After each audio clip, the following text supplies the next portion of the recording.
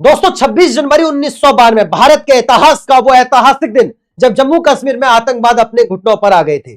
जब आतंकवादियों से जान की धमकी मिलने के बावजूद आज के पीएम मोदी ने श्रीनगर के लाल चौक में तिरंगा फहराया था। और जब पाकिस्तान को भारत ने अपनी ताकत की झलक दिखाई थी, उस वक्त नरेंद्र मोदी ने अपने भाषण में यह कहा था कि 26 जनवरी को परसों अब चंद घंटे बाकी है, लाल चौक में फैसला हो जाएगा किसने अपनी मां का दूध पिया है।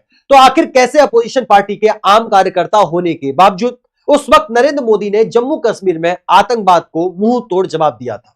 उसी साल टेंट में विराजित रामलला के सामने उन्होंने कौन सी प्रतिज्ञा ली थी, और जब वह अध्यात्म की ओर गए थे तो किस तलाश में हिमालय गए थे, तब उनके गुरुजी ने उन्हें कौन सा मंत्र दिया था, जानेंगे इस वीडियो में। लेकिन उससे पहले नए दर्शक जल्दी से जल्दी चैनल को सब्सक्राइब कर लीजिए। दोस्तों साल 1992 में जम्मू कश्मीर में आतंकवाद अपने चरम पर था। तभी बीजेपी के वरिष्ठ नेता मुरली मनोहर जोशी ने ऐलान किया कि वह श्रीनगर के लाल चौक पर भारत का तिरंगा फहराएंगे, जिसके लिए कन्याकुमारी से कश्मीर तक एकता यात्रा निकाली गई थी। लेकिन साथियों, आतंकवादियों ने इस रैली में शामिल होने वाले नेताओं को जान की धमकी दे डाली थी। तभी नरेंद्र मोदी ने कश्मीर पहुंचने के ठीक 2 दिन पहले 24 जनवरी के दिन ऐसा भाषण दिया जो सुनकर आतंकवादियों के पसीने छूट गए थे। उन्होंने कहा था कि हमारी यात्रा ने आतंकवादियों को परेशान कर रखा है। लाल चौक में पोस्टर्स लगाए हैं, दीवारों पर लिखा है जिन्होंने अपनी मां का दूध पिया है वे श्रीनगर के लाल चौक आए, आकर भारत का तिरंगा झंडा फहराए।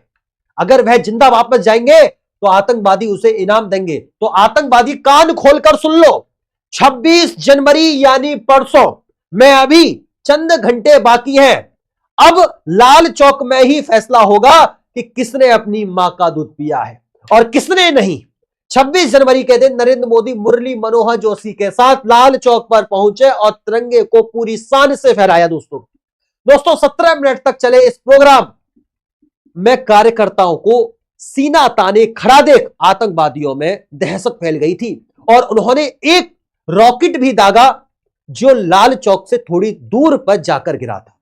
5 से 10 फीट की दूरी पर गोलियां भी चलाई गई, लेकिन देशभक्तों के हौसले की आगे सब कुछ फेल हो गया।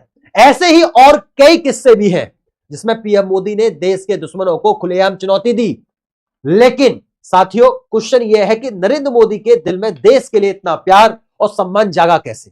क्यों वो देश के लिए मर मिटने के लिए तैयार हो गए थे? आइए जानते हैं पीएम मोदी के जीवन से जुड़ी कुछ अनसुनी कहानियां। दोस्तों, नरेंद्र मोदी आजाद भारत में जन्म देश के पहले प्रधानमंत्री हैं। उनका जन्म 17 सितंबर 1950 के दिन गुजरात के मेहसाना जिले के बड़नगर गांव में एक गरीब परिवार में हुआ। उनकी मां का नाम था हीराबिन मोदी और पिता का नाम दामोदर दास मूलचंद मोदी। नरेंद्र मोदी अपने 6 भाई बहनों में तीसरे नंबर पर थे। वे बताते हैं कि बचपन में उनके पिताजी बड़नगर रेलवे स्टेशन पर चाय का एक छोटा सा स्टॉल लगाया करते थे और नरेंद्र स्टॉल पर अपने पिताजी की मदद भी किया करते थे, जहां वह ट्रेन के डिब्बों में जाकर चाय बेचा करते थे। उनके बारे में लिखने वाले बताते हैं कि मोदी जी बचपन से ही पढ़ाई में एवरेज स्टूडेंट थे, लेकिन उन्हें स्कूल के नाटकों में हिस्सा लेना काफी पसंद था। भले ही उनका जेब खाली हो, लेकिन उनका दिल और दिमाग हिम्मत और साहस से भरपूर रहता था। मोदी जी बताते हैं कि उनकी स्कूल के पास एक झील हुआ करती थी जिसमें वह अक्सर खेलने जाया करते थे। एक बार उन्होंने वहां मगरमच्छ का बच्चा मिला जिसको बहुत बहादुरी से उठाकर वह घर ले आए, लेकिन मां हीराबेन के समझाने पर उन्होंने उसको वापस झील में छोड़ दिया। खेल कूद के अलावा वो इतिहास पढ़ने का बहुत शौक रखते थे, इसलिए वे लाइब्रेरी जाकर कई साल पुराने अखबार और देश के इतिहास से जुड़ी किताबें पढ़ते थे। इसके अलावा वह स्वामी विवेकानंद जी से काफी प्रेरित थे, इसलिए वह उनकी सभी किताबें पढ़ा करते थे। महज 8 साल की उम्र में अपने हिंदी टीचर चंद्रकांत दवे से प्रभावित होकर मोदी आरएसएस में जाने लगे। वहां उनकी मुलाकात एक ऐसे व्यक्ति से हुई जिसके लिए वह झाड़ू लगाने से लेकर कपड़े धोने तक का काम करने लगे। उस व्यक्ति का नाम था लक्ष्मण राव ईमानदार, जिन्हें सभी वकील साहब कहकर बुलाते थे। उनकी मोदी जी पर सबसे अधिक साफ थी कि नरेंद्र मोदी को बचपन से ही अच्छे कपड़े पहनने का शौक था। हालांकि वह कभी महंगे कपड़े नहीं खरीदते थे, लेकिन साफ सुथरा रहना उनकी खूबी थी।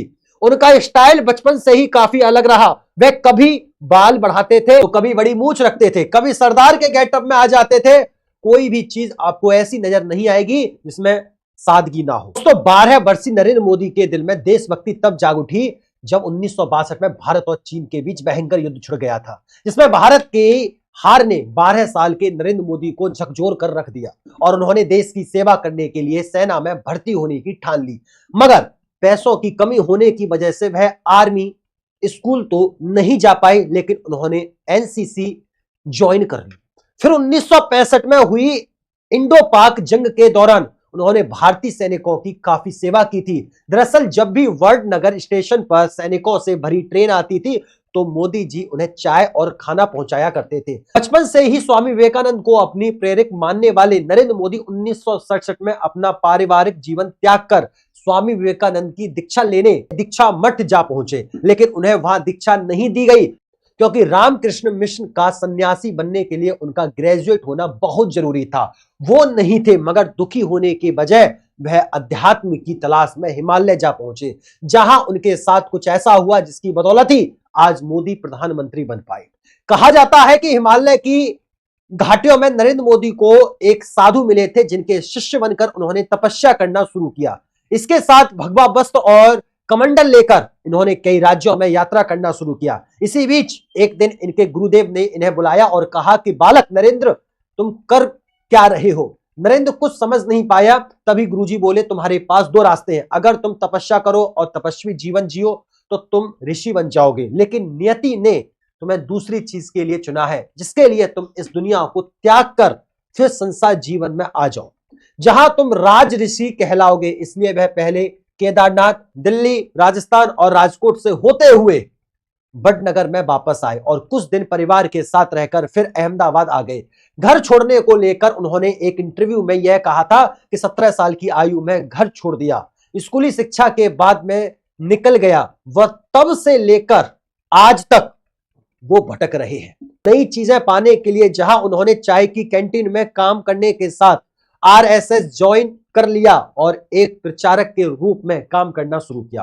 फिर 1975 में जब इंदिरा गांधी ने कई राजनीतिक कारणों की वजह से राज्य में आपातकाल लगा दी थी, उस वक्त भी मोदी जी सरदार के रूप में पुलिस से छुपकर सरकार की नीतियों का विरोध करते रहे। साल 1985 में नरेंद्र मोदी ने बीजेपी में आधिकारिक एंट्री ली और पार्टी के प्रचार प्रसार में जुड़ गए। लाल कृष्ण आडवाणी को मोदी जी का राजनीतिक गुरु माना जाता है। 90 के दशक में जब मोदी जी ने आडवाणी की सोमनाथ से अयोध्या यात्रा में बड़ी भूमिका निभाई, उस वक्त अयोध्या में एक घटना हुई जिसके बारे में काफी कम लोग जानते हैं। बताया जाता है कि 1992 में नरेंद्र मोदी अपने 2-4 साथियों के साथ नंगे पांव अयोध्या में रामलला के टेंट में पहुंचे, जहां प्रभु श्री राम को कड़ी तपस्या करते हुए देखा गया।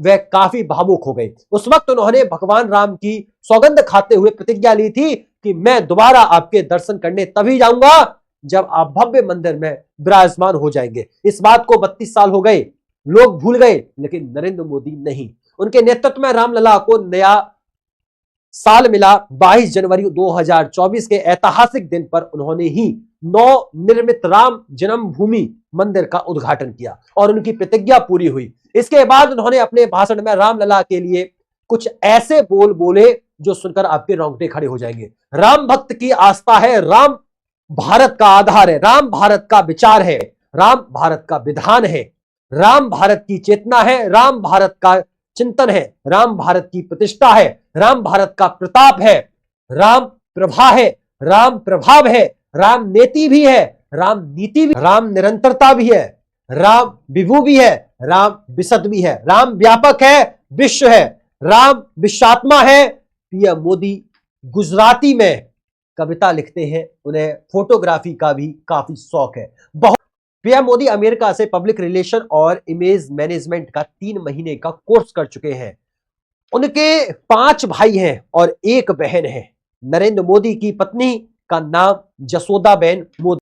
परिवार के कहने पर उन्होंने सिर्फ 17 साल की उम्र में यशोदाबेन से शादी कर ली थी। कुछ लोगों का कहना है कि शादी होने के 3 साल बाद तक मोदी जी अपनी पत्नी के साथ रहे, लेकिन मोदी जी के बारे में लिखने वाले इस बात से इनकार करते हैं और कहते हैं कि वह दोनों कभी साथ नहीं रहे। मोदी जी का मानना है कि एक शादीशुदा के मुकाबले अविवाहित व्यक्ति भ्रष्टाचार के खिलाफ ज्यादा जोरदार तरीके से लड़ सकता है, क्योंकि उसे अपनी पत्नी, परिवार और बाल बच्चे की कोई चिंता नहीं रहती। खैर 1992 में एकता यात्रा करने के बाद पीएम मोदी गुजरात आ गए, जहां 1995 में बीजेपी ने पूर्ण बहुमत की सरकार बनाई। केशुभाई पटेल को मुख्यमंत्री बनाया गया और नरेंद्र मोदी को पार्टी का कामकाज देखने के लिए मुंबई बुला लिया गया। 1998 में गुजरात में फिर चुनाव हुआ और बीजेपी की सत्ता में वापसी हुई, लेकिन केशुभाई अब काफी बीमार रहने लगे थे। इसी बीच 26 जनवरी 2001 को आई भूकंप ने गुजरात को हिलाकर रख दिया था। लोग सरकार से निराश हो चुके थे। तभी केंद्र में एनडीए की सरकार थी और प्रधानमंत्री थे अटल बिहारी वाजपेयी, जिन्होंने मोदी जी से कहा तुम्हें दिल्ली छोड़ जाकर गुजरात जाना चाहिए। पहले तो मोदी जी यह बात समझ नहीं पाए, लेकिन फिर उन्हें पता चला कि वाजपेयी उन्हें गुजरात का मुख्यमंत्री बनाने चाहते हैं और गुजरात आने के बाद 7 अक्टूबर 2001 के दिन नरेंद्र मोदी को गुजरात के मुख्यमंत्री के रूप में नियुक्त कर लिया गया, जहां उन्होंने 4 बार लगातार जीत हासिल करके करीब 13 साल तक गुजरात के मुख्यमंत्री का पद संभाला और फिर साल 2014 में बीजेपी ने केंद्र में भारी बहुमत के साथ जीत हासिल की और 26 मई 2014 के दिन नरेंद्र मोदी बने भारत के प्रधानमंत्री। तो दोस्तों आज के लिए बस इतना ही। दोस्तों अगर आप इस वीडियो का पार्ट 2 देखना चाहते हैं, जिसमें हम प्रधानमंत्री बनने के बाद मोदी जी के जीवन के रोमांचक सफर की बात करेंगे, तो कमेंट बॉक्स में पार्ट 2 जरूर लिखिएगा। वीडियो अच्छी लगी हो तो लाइक करना, दोस्तों में शेयर करना, चैनल को सब्सक्राइब करना मत भूलिएगा। फिर मुलाकात होती है ऐसे ही दिलचस्प वीडियो में, तब तक के लिए नमस्कार, राधे राधे, राम राम, जय श्री राम, जय हिंद, जय भारत, वंदे मातरम।